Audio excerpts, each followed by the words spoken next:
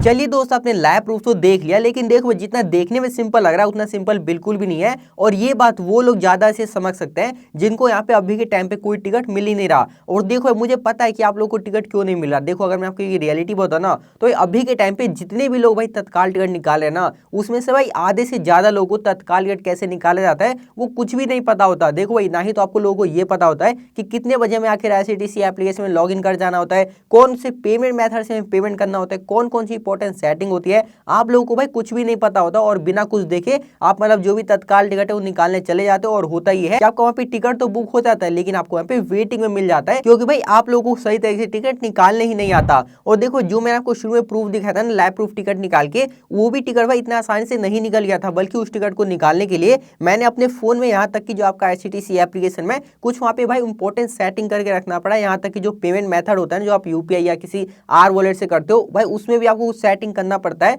और देखो जितनी भी सारी सेटिंग है ना भाई, सभी एजेंट लोग करके रखते हैं, तभी भाई आप लोगों से टिकट नहीं निकलता, लेकिन उन लोगों से निकल जाता है। इसलिए देखो भाई इस वीडियो में ना जितने भी भाई एजेंट लोग सेटिंग करके रखते हैं वो सारा मैं आपको मतलब बताने वाला हूँ, जिससे कि ना ही किसी एजेंट के पास आपको जाने की जरूरत पड़ेगी, ना ही कोई पेड सॉफ्टवेयर के थ्रू निकलवाने की जरूरत पड़ेगी। तो चलो फिर बिना की देरी कौन कौन से इंपॉर्टेंट सेटिंग है वो मैं आपको अपने फोन की स्क्रीन पे लाके लाइव प्रूफ दिखाता हूँ। उसके बाद कैसे आप तत्काल टिकट भी निकाल सकते हो वो भी मैं आपको दिखाऊंगा। तो यहाँ पर आप साइड में देख सकते हो मैंने अपना IRCTC एप्लीकेशन को ओपन कर दिया है। अब देखो यहीं से ना एप्लीकेशन ओपन कर देने के बाद डायरेक्ट आप तत्काल टिकट या नॉर्मल टिकट नहीं निकाल सकते। सबसे पहले भाई आप ये देखना पड़ेगा कि क्या आप तत्काल टिकट निकालने के एलिजिबल हो कि नहीं, यानी कि निकाल सकते भी हो कि नहीं निकाल सकते। तो भाई सबसे पहले आपको ये पता करना होता है। अब ये कैसे पता कर पाओगे, तो देखो इसके लिए आपके सामने अकाउंट का ऑप्शन दिख रहा होगा, आपको इस वाले पे क्लिक कर देना है। अब जैसे आप उस पर क्लिक कर दोगे भाई, आप ऊपर में देख सकते हो मेरे नाम के आगे यहाँ पे ग्रीन टिक लगा हुआ है। तो आपको भी ये देखना है कि क्या मेरे नाम के आगे यहाँ पे ग्रीन टिक लगा हुआ है कि नहीं लगा हुआ। देखो अगर मैं आपको नीचे आके दिखाऊं, यहाँ पे ऑथेंटिकेट यूजर लिखा पड़ा है,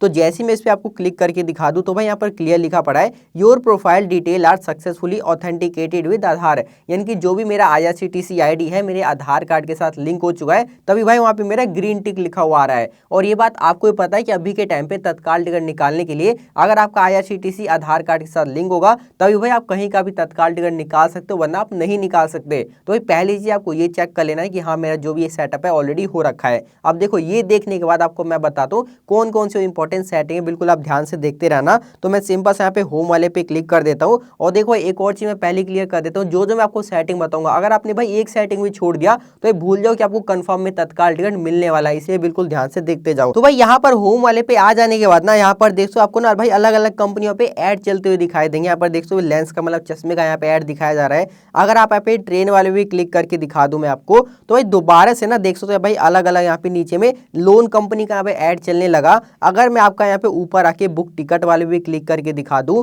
तो देख सकते हो भाई दोबारा से ना आपको यहाँ पे पॉलिसी बाजार का यहाँ पे ऐड चलने लगा। अब भाई आपके मन में ये सवाल आ रहा हो कि भाई हमें ऐड वगैरह से क्या लेना देना, तो देखो बिल्कुल लेना देना है, क्योंकि यही ऐड ना भाई आपका तत्काल टिकट बुक होने नहीं देती। देखो अगर मैं आपको रियलिटी बताऊं तो इन ऐड की वजह से भाई आपके फोन में दो प्रॉब्लम होती है। सबसे पहली प्रॉब्लम तो भाई ये जितने भी ऐड लोड हो रहे हैं ना भाई IRCTC एप्लीकेशन को, और ज्यादा नेट की रिक्वायरमेंट होती है, जो कि आपका तत्काल टिकट में नहीं बल्कि इन्हीं ऐड को लोड करने में सारा मतलब चला जाता है। और भाई इतना ही नहीं, इन्हीं ऐड को लोड करने में जो भी आपका IRCTC एप्लीकेशन है और यहाँ पे स्लो हो जाता है। अगर फास्ट भी होगा ना तब भी भाई इन ऐड की वजह से मतलब स्लो हो जाएगा। उसके बाद बात करें पे दूसरे प्रॉब्लम की, जो कि सबसे बड़ी मुझे प्रॉब्लम लगती है। देखो एक गलती से भी ना भाई अगर आपका इन ऐड वगैरह पे मतलब क्लिक हो गया गलती से, जो काफी लोगों के साथ हो जाता है, तो भाई उसी टाइम ना आप IRCTC एप्लीकेशन को छोड़ के आप मतलब किसी और दूसरी वेबसाइट पर चले जाओगे। यहाँ पर आप देख सकते हो मैं आपके सामने IRCTC एप्लीकेशन पे था, लेकिन यहाँ पे मैं Amazon की वेबसाइट पर आ चुका हूँ। और भाई ये गलती ना काफी लोगों के साथ हो जाती है, जिससे कि उनका काफी यहाँ पे समय खराब हो जाता है, और इसी की वजह से भाई इनका जो भी तत्काल टिकट है मतलब आगे जाते जाते सारा यहाँ पे खत्म हो जाता है।